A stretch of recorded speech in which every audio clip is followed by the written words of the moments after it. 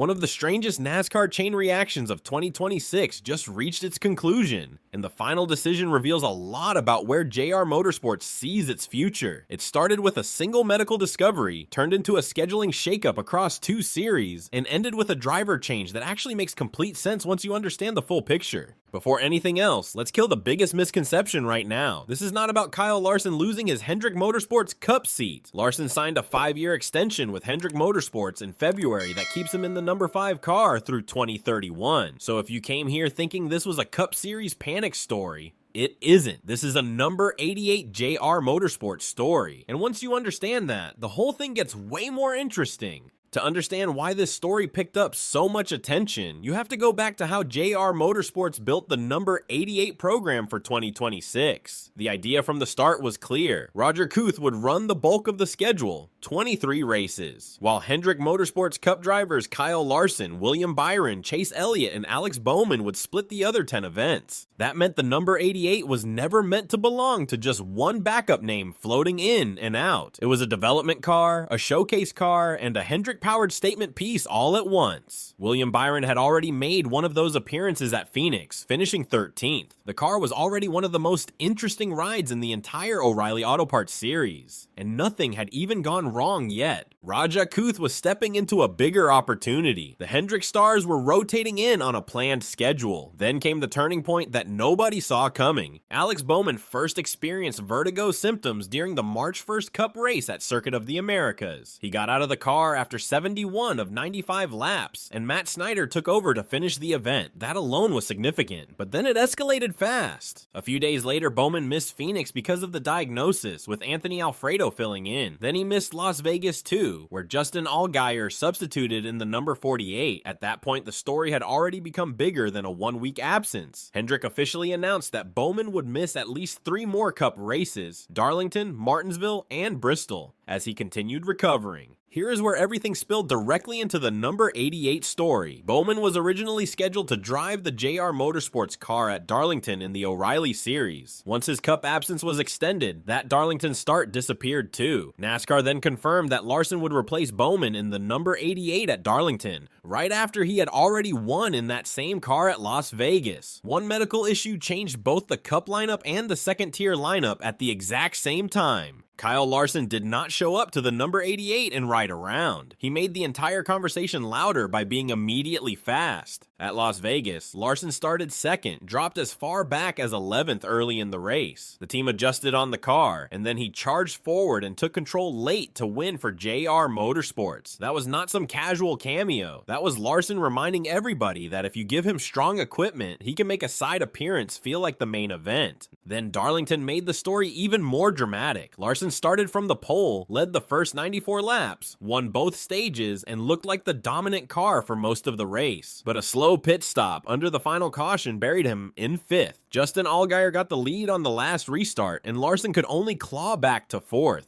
So in back-to-back number 88 starts, Larson went from winning at Las Vegas to dominating Darlington for long stretches without closing it out. That is exactly the kind of 2-race stretch that gets fans asking whether this is suddenly Kyle Larson's car for a while. The natural reaction was to assume JR Motorsports might just keep putting him in the car whenever they could. From a pure speed standpoint, you can understand exactly why people thought that. He won one race, nearly won the next, and made the number 88 look dangerous every single time it unloaded. Racing programs are not built only around what looks hottest in the moment. They are built around the larger plan, and the larger plan here still matters enormously. Raja Kuth is not some placeholder who just happened to be nearby. He was brought in to contest 23 races for JR Motorsports and the rest of the full 33-race season with Jordan Anderson Racing. After 6 races, he sits 10th in the O'Reilly standings with 151 points and 3 top 10s. The core mission of this program was still to develop Kuth and keep him in the middle of the season-long picture. The point of these Hendrick cameos was never to erase the young driver. It was to elevate the entire program around him, give the crew elite benchmarks, give the sponsor huge visibility, give the organization more chances to win, and then hand that experience back to the driver who is actually trying to build a season.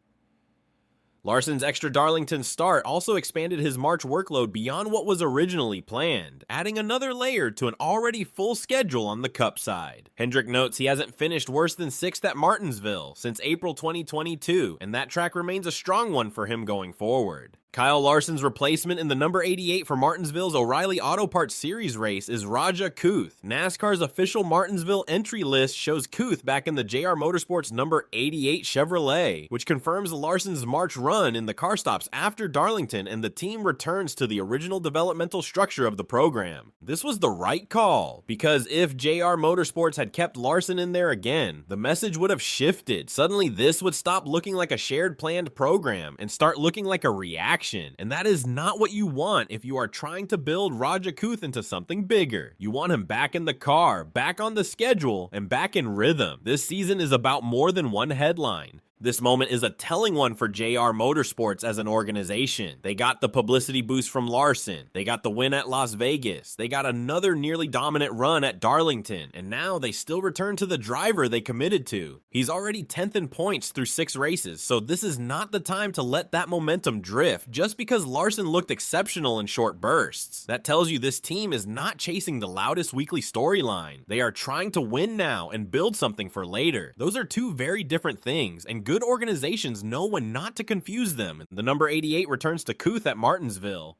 But the broader Hendrick side of this story is not over. Hendrick has already confirmed Bowman will miss at least the Cup races at Darlington, Martinsville, and Bristol as he continues recovering from vertigo.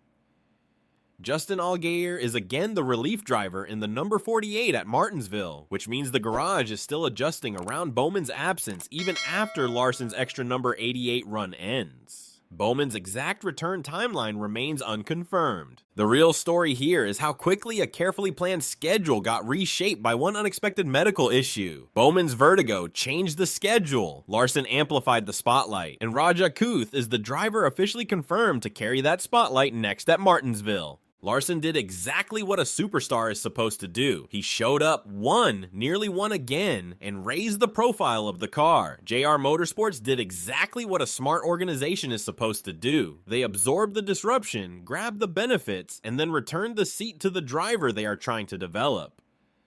Kuth now climbs back into a car that everybody has been watching very closely for the last 2 weeks. The spotlight is already on. The crew has fresh benchmarks from one of the best drivers in the sport. The number 88 has a win already on the board this season. Now the only question that matters is whether Kuth can take everything this team just showed with Larson and turn it into something significant for himself at Martinsville on Saturday.